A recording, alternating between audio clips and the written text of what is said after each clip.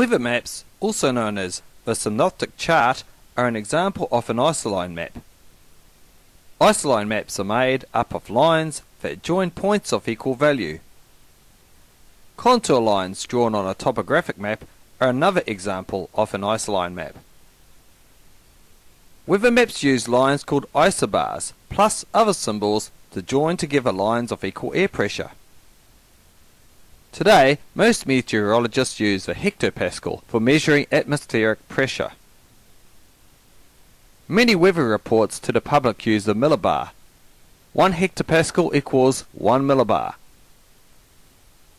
On these American weather maps, the isobars are drawn at intervals of 4 millibars.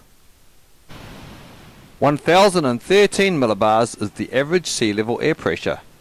Therefore, areas with an air pressure of over 1013 millibars are considered to be areas of high pressure, and areas with an air pressure below 1013 millibars are considered to be areas of low pressure.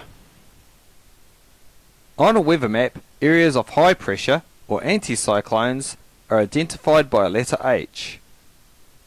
These areas are associated with clear skies and little wind.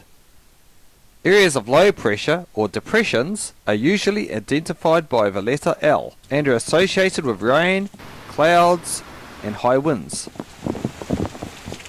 High pressure systems have enclosed isobars which increase in pressure towards their center. Low pressure systems, on the other hand, contain isobars which decrease in pressure towards the center.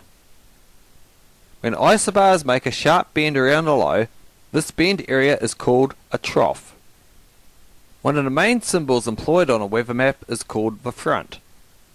A front represents the boundary between two air masses and appears on the weather map as a line with triangles or semicircles attached. At the front of two air masses, there is stormy weather. There are 4 types of front most commonly seen on weather maps. A cold front is the boundary where a cold air mass pushes underneath a warm air mass, forcing the warm air mass upwards, which forms clouds and rain. A cold front is represented by a blue line with the triangles pointing towards the direction of movement. A warm front is the boundary where a moving warm air mass is replacing a cold air mass. A warm front is represented as a red line with semicircles pointing towards the direction of movement. Warm fronts move more slowly than cold fronts because it is harder for warm air to push against the denser cold air. As the warm air rises above the cold air, water vapor condenses, forming high clouds. Light precipitation can fall on areas as the warm front passes.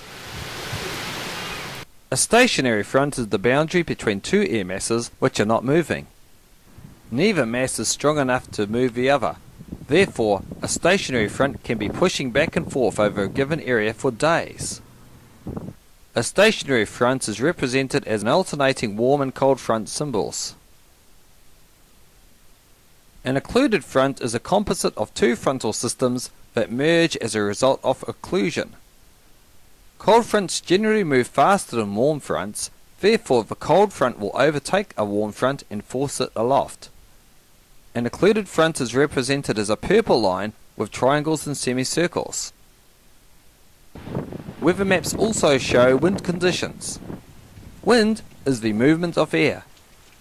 Wind moves from high pressure areas towards low pressure areas.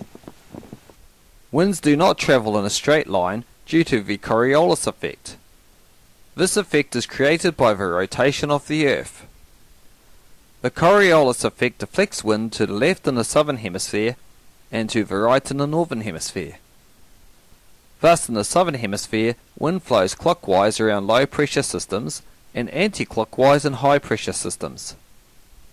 In the northern hemisphere, wind flows anti-clockwise around low pressure systems and clockwise around high pressure systems.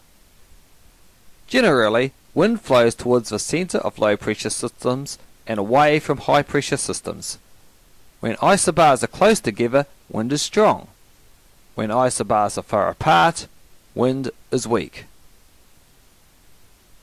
Now it is time for you to go and read some weather maps and see if you can interpret them.